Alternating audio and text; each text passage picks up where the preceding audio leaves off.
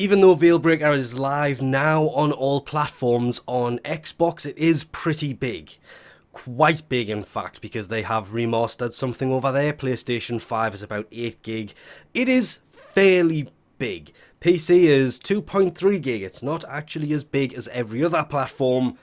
Not really sure why that is, but it will take a while to download VeilBreaker Update 32. But of course, it's worth it because the second you log in, and I love this here, log in until September the 21st to receive the new frame for free.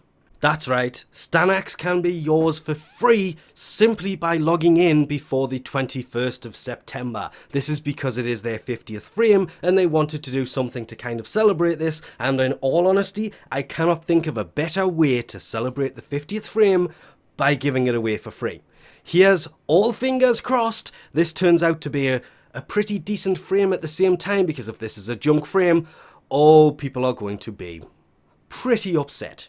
As always though, with a big update, a mainline update as they like to call them, this would be update 32, not 32 point something, just 32, VeilBreaker. There is a small explanation that usually ends in them saying thank you at the bottom. This time it just says, time to break some veils. We'll get into that probably in a different video as to what VeilBreaker is, because sadly there is a quest to this. And before we go any further, there's a few things that are going to annoy more people about this update. Like, for example, the Vesper relay seems to have been destroyed still. Eris 1's still gone. That one? No, that's still gone. Okay, so what exactly was the point in this? I'm trying to think of other ones offhand, but to be fair, that's pretty much it. The rest of them were still in one piece. Jupiter didn't have one. Saturn's was still there. Mercury's was still there, because people would have got the unforeseen yet delightful consequences of Barrow being synchronized on all platforms. And what this basically says is some of you will notice that relays that were previously destroyed have miraculously reappeared intact. This is instead of running the event to allow us to rebuild them. This is good because it's going to allow him to appear on consoles and PC in the same places. It's not so good because it doesn't look like PC actually got any relays rebuilt. Because this one's still gone. Oh, and Eris is still gone. Oh, and Europa's is still gone. And I do believe somebody will correct me down in the comment section below, but I think that's all of the relays that were actually missing. They're still missing on PC.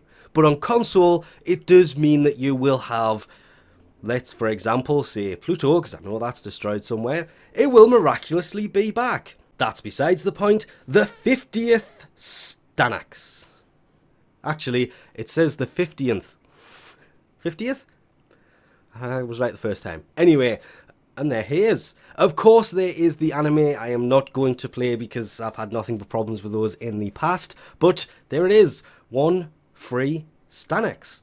And I thought this was a thing, but in fact you cannot even purchase Styanax from the marketplace. The collection, the Stanx Collection, that may in the future have Styanax in it, doesn't have Styanax in it. There is his decoration. This is obviously a landing craft decoration. You have to buy this whole thing to get it though. The sandana that suits him fairly well actually. You can see the decoration sitting on the floor with, that's right, his two alternate helmets. They did say they were going to try to aim for two, and there they are.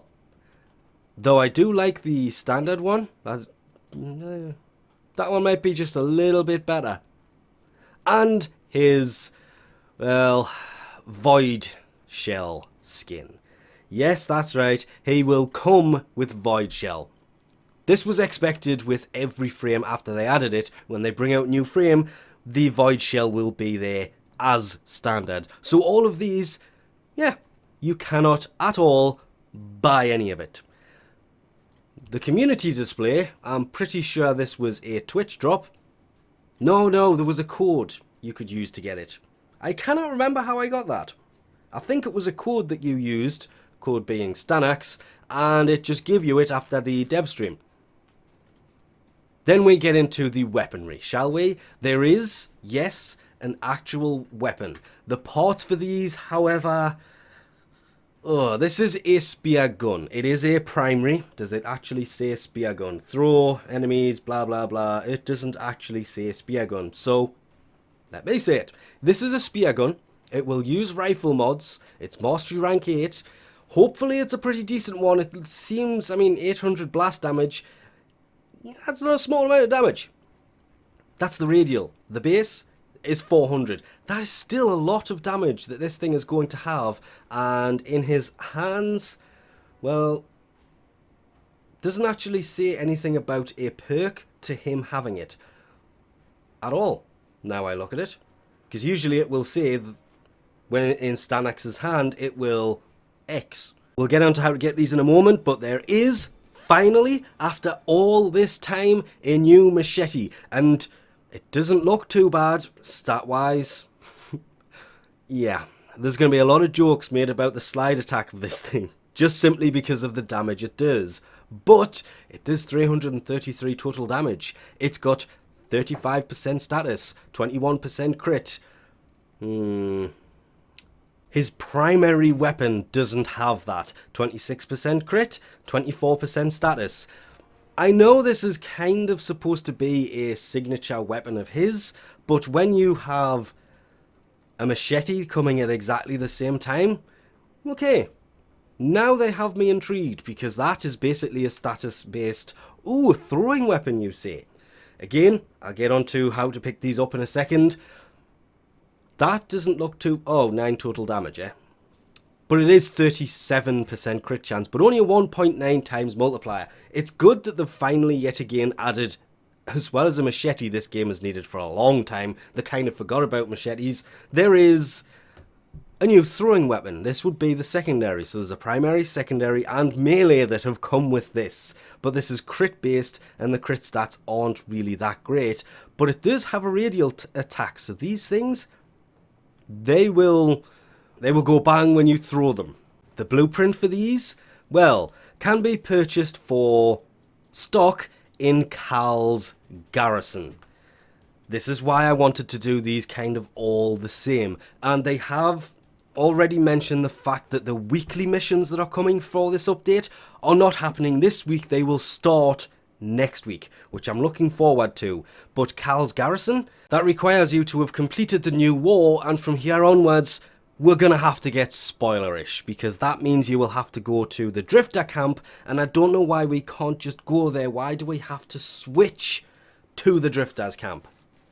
Because here there will be a new character upon completing the new quest. Stop opening the inbox. I know there's messages. They have a quality of life that they are very happy about. Transition between this is quicker. But there will be a new character who will appear here. Well, stop lagging out on me. Thank you. Somewhere up here, once you have actually completed the quest. Until then, it will remain empty. The new quest, of course, is VeilBreaker. To activate this quest, you have to have completed the new war itself first. And all we know in this quest at the moment, the update was 4 minutes live. You will play as Cal, you enter the sentient ships, and you save your brother. You are answering as long as that's what it looks like. Wait, what? She? Oh, daughter. Okay. So it's got something to do with the Entrati and answering the call of the Tenor to investigate a call for reinforcements about, well, Norma. And that would be a lot of new war-related stuff that I really cannot get into. Just you have to have completed the new war before you can do that. The Deviri paradox, when it does come, you will not need to have completed the new war, but sadly VeilBreaker, just like the Angels of Zaramon, you have to have completed that first. Which leads us very nicely into the new Lavarian. That's right, for some reason, not only did you get a free frame, this frame, Styanax, also has a Lavarian, which is rare because they haven't done a new one of these in way too long. I think Lavos was the last. There is a supporter pack that comes with Platinum. If you are going to buy Platinum, I would say go and have a look at the VeilBreaker Warrior pack, because it doesn't just come with that, but it comes with all of the weapons and everything else from this, as well as boosters. And there it is, the Cal Noggle. The Cal Noggle that Barrow didn't bring for the new War Collection isn't a quest reward. It's not hidden anywhere. There it is right there. It is in the marketplace, so you can pick it up and complete your new War Collection. I said they would probably bring that with VeilBreaker, and there it is. Not really worth mentioning for an update, I know, but there are a few people that kept asking where this was. There it is. New Void Shells for Styanax, obviously. Excalibur, Wukong, Nova has one. Ooh, Nova's Void Shell. Looking forward to actually annihilate. You know what? No. Do not even. Oh, stop doing that, game. No. If we just search for Nova, can I see that, please? Nova's Void Shell. We cannot zoom into it. We cannot rotate it round. This is why I didn't want to do this. I didn't see that there was one for Nova.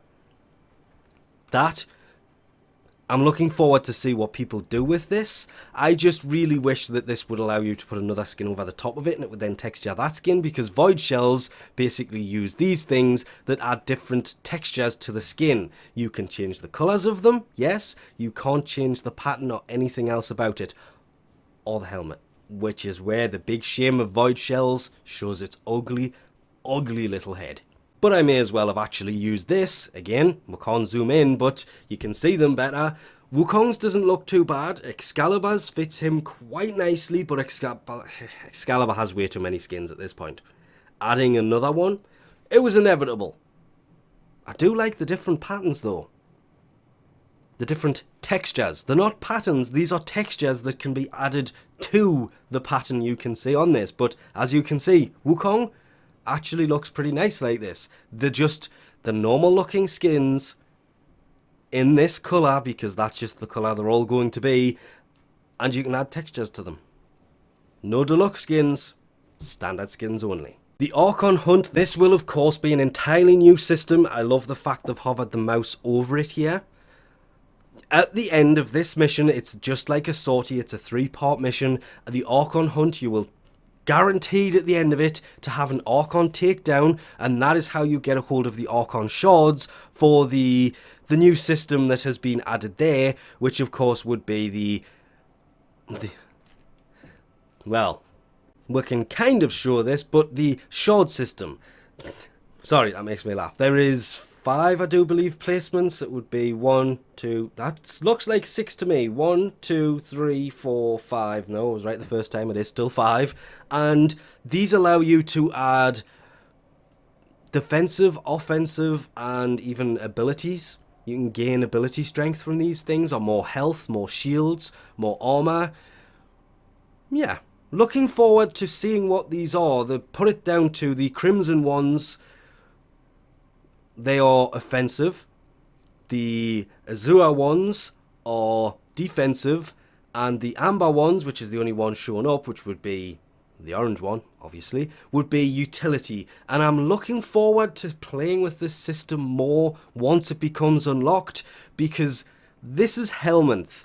The Archon system uses or adds another feature to Helminth, and upon completing the VeilBreaker quest, you will be receiving the Archon Shard Helminth segment blueprint to your inventory, so you can build it and, yeah, be able to just kind of give it to Helminth, and you will be able to insert shards, and more importantly, remove them as well.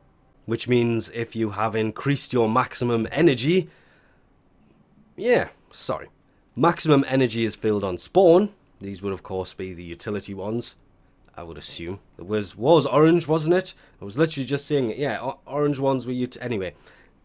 You can take them out, because obviously there is a rare chance of getting, and I'm annoyed that I don't have this written down anywhere, and after a quick look through, I couldn't really find them referring to it, but there is a chance to get a rare shard that will have increased stats on them. I believe it's a low chance, but yeah. Also, they did mention the shards. The defensive ones will be from Earth, the offensive Mars, and the utility will be from Jupiter. So you can just look at the planets to find out what shards are dropping rather than messing around looking at colours and everything else. Really looking forward to trying out the whole shard system, and yeah.